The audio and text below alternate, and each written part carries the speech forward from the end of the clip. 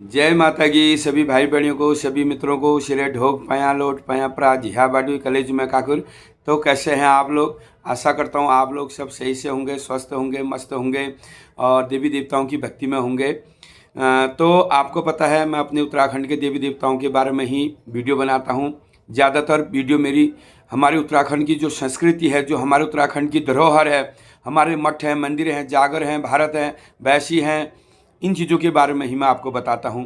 और मेरा उद्देश्य यही है कि जो सोए हुए हैं लोग हैं, जो अपने देवी देवताओं को भूल चुके हैं, जो देवी देवता अलोप हो चुके हैं, तो उन देवताओं को भी जगाना है और उन लोगों को भी जगाना है कि उठो, अपने देवी देवताओं की खोज करो, अपने देवी देवताओं को मत भूलो। जो हमारे उत्तराखंड के देवी देवता हैं, जो हमारे कुल देवता हैं, हमारे इष्ट देवता हैं, हमारे जन्मभूमि कहाँ है, हमारे देवी देवता कहाँ हैं, कौन सी जगह हैं, तो उनकी खोज के लिए ही मैं आपको जगा रहा हूँ। तो हमने सब भूल जाओ, लेकिन अपने देवी देवताओं को मत भूलो, अपने माता पिताओं को मत भूलो। हमारा कुल देवता जो है हमारे माता पिता हैं, तो उसे हम नहीं भूल सकते।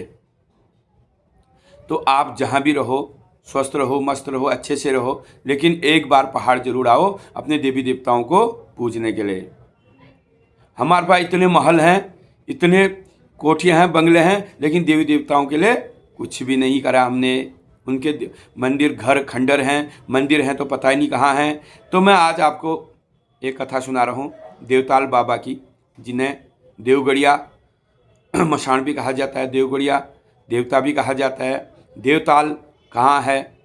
तो कहा जाता है देवताल जो हमारे पिथौरागढ़ और नेपाल के बीच में काली गंगा के किनारे एक देवताल है। ताल आप समझते हैं। तो वहाँ जो है देवताल बाबा रहते हैं। तो वो कैसे वहाँ पर आए, कौन है देवताल बाबा? तो कहा जाता है एक बार माल भाबर से दैतों का रैदल सैदल हजारों दैत कैलाश में जाते हैं। तो कहते हैं कि सती पार्वती से हम विवाह करेंगे और सती पार्वती को हम विवाह के लेके आते हैं। तो दैतों का रैदल सैदल जब कैलाश में जा रहा होता है, तो जहाँ पर पंचेश्वर में जब दैत पहुँचते हैं, तो पंचेश्वर से थोड़ी सी आगे हल्दूबगढ़ है, सुना है। तो हल्दूबगढ़ में एक दैत का युद्ध किससे हो गया? लटुआ बाबा से। तो लटुआ देवता से उनका जब युद्ध हो गया, तो लटुआ देवता ने उस दैत को मार के वहाँ पर हल्दूबगढ़ में बंद कर दिया। उतने में ही दूसरा दैत जब आया, तो उससे पता चला कि मेरे भाई को इन्होंने मार दिया है और हम कैलाश जा रहे थे पार्वती से विवाह करने के लिए। तो अब मैं कैलाश नहीं जाऊंगा, अब मैं यहीं रहूंगा, मैं अपने भाई का बदला लूंगा। तो आते आते कहाँ पे आ गए वो? काली गंगा के किनारे, जहाँ पर जो है भी देवताल है। तो काली ताल में जब वो पहुँचे तो वो देवगढ़िया नाम का दैत था। देवगढ़िया नामक दैत ने कहा जिसने मेरे भाई को मारा मैं भी बदला लूँगा, मैं किसी को नहीं छोड़ूंगा। तो और वो उस तालाब में कैलाश जाना छोड़ दिया और जो है काली गंगा में जो ताल थी उस ताल में वो चले गए। तो उस ताल में वो रहने लग गए और वहाँ से वो धात लगाने लग गए। तो उस एरिया के जितने भी लोग हैं तो उन लोगों को धात मारने लग गया। तो कहते हैं देवगढ़िया जो दैत था, राक्षस था, मशान था, तो जिसे धात लगाता था वो मर जाता था। तो वो लोगों के नाम लेके धात मारने लग गया तालाब से। तो और वहाँ के लोग परेशान हो गए, अब लोग मरने लग गया, वो नरबली खाने लग गया, वो दुखी हो गए, परेशान हो गए। तो एक दिन हुआ, 2 दिन हुआ, महीने बीत गए, रोज़ वो धार लगाता, रोज़ कोई ना कोई मर जाता और गांव के गांव खाली होने लगे। वहाँ की पूरी एरिया परेशान हो गए, एरिया खाली होने लगी, वहाँ के लोग दुखी परेशान हो गए। तो उनके जो इष्ट हैं, कुल देवता हैं, गणमेश्वर महाराज हैं, गणमेश्वर बाबा हैं, जो शिव अवतारी हैं। तो गणमेश्वर बाबा के द्वारपाल कौन हैं? लटुआ देवता हैं। और उनके मित्र कौन हैं? नागार्जुन हैं। अब नागार्जुन कौन है मैं आपको बताता हूँ। नाग कन्या के पुत्र और अर्जुन पांडव के पुत्र हैं। नाग कन्या और अर्जुन के पुत्र हैं। अर्जुन ने एक विवाह नाग कन्या से भी करा था, तो उनका जो पुत्र हुआ उसका नाम रखा नागार्जुन, क्योंकि वो नागों के भांजे हैं और अर्जुन के पुत्र हैं, इसलिए उनका नाम नागार्जुन रखे। वो बड़ा योद्धा हैं, राजनीति करने वाले देवता हैं और जो है बड़े बलशाली देवता हैं। और चमू देवता को आप गुमदेश की तरफ पूजे जाते हैं। चमू देवता कौन है? चमुखी देवता हैं, पशुपति के अवतार हैं, भोला महादेव के अवतार हैं चमुआ देवता। तो चमुआ देवता जो है अपने गुमदेश के एरिया में हैं और जो है उन्होंने शोल केदार को भी धात मारी कि भाई लोगों चलो हम जो है अब गणमेश्वर जो देवता हैं उन्होंने कहा चलो हम जो है अब जो है देवगढ़िया दैत्य को साधते हैं। लेकिन जो नागार्जुन जो देवता हैं वो अपनी भक्ति में बैठे हैं। छगड़ की संध्या नगढ़ की पूजा है, वो अपनी भक्ति में बैठे हैं, उन्होंने धात पुकार नहीं सुनी, ऐसा कहते हैं। तो महाराज तो गणमेश्वर महाराज जी जो है तो कहाँ आ जाते हैं? देवगढ़िया ताल में, मतलब देवताल बाबा के पास देवगढ़िया ताल। अब देवगढ़िया और गणमेश्वर महाराज जी का, गणमेश्वर जो भगवान हैं उनका युद्ध हो जाता है, क्योंकि देवगढ़िया ने वहाँ के लोगों को खाना शुरू कर दिया था। गांव के गांव समाप्त कर दिए उन्होंने, गांव के गांव खत्म कर दिए उन्होंने देवगढ़िया ने। तब गणमेश्वर महादेव और जो है युद्ध हो गया देवगढ़िया का और गणमेश्वर महादेव का ताल में। और ताल में जो है युद्ध हो गया, कहते हैं कि 7 दिन तक उनका युद्ध चला। 7 दिन में फिर उन्होंने अपने पांव से देवगढ़िया को दबा दिया। तो जब देवगढ़िया को दबा दिया तो देवगढ़िया फिर भी हार नहीं माना। देवगढ़िया ने क्या काम कर दिए? 22 अवतार रख लिए, 22 अवतार रख लिए उन्होंने। 22 भाई बाणों का अवतार ले लिया, बाणों का अवतार ले लिया उन्होंने। तब जो है गणमेश्वर ने जो है फिर धात मारी, फिर चमुआ देवता आए, फिर नागार्जुन भी आए और जो है लटुआ देवता उनके द्वारपाल हैं ही हैं। तो शोल केदार आए, तो कहते हैं कि उन्होंने उनको जंजीर से बांध दिया। जब जंजीर से बांध दिया किसको? देवगढ़िया दैत्य को।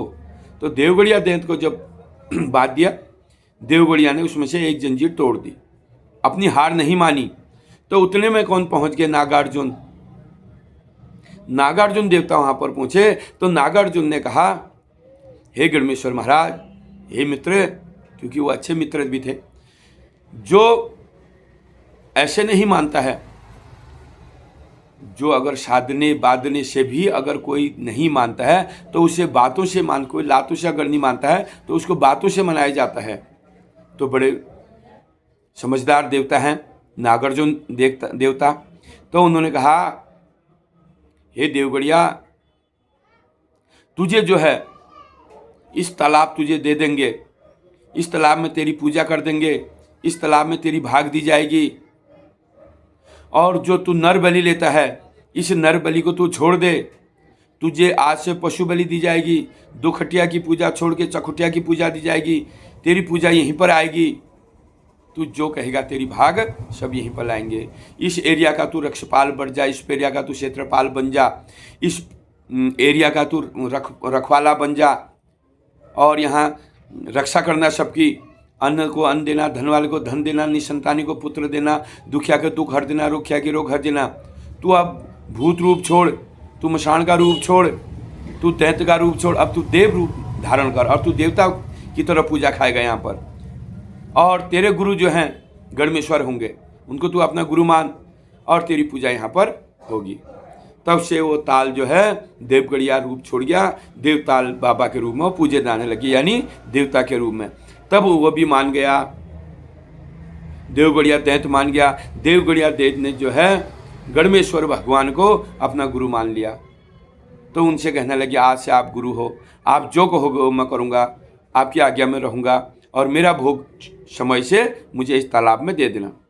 तो वहाँ के लोग भी बड़े खुशी हुए, गणमेश्वर महाराज की जय जयकार करने लगे और जो है नागार्जुन की जय जयकार होने लगी, चमुआ देवता की जय जयकार होने लगी, शोल केदार की जय जयकार होगी, लटुआ देवता की जय जयकार होने लगी। अब लटुआ देवता कौन है इसकी कथा मैं आपको बताऊंगा। लटुआ देवता शिव अवतारी हैं, शिव की लटा से जटा से उनकी उत्पत्ति हुई है, वो बड़े वीर देवता हैं।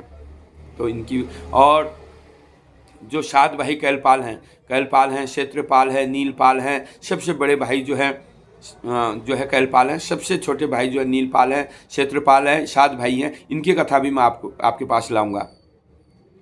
और तब जाके वो देवताल बाबा के रूप में, देवता के रूप में उस ताल में पूजने लग गए। तो कहते हैं उस ताल में सोने की मच्छी को डाला जाता है।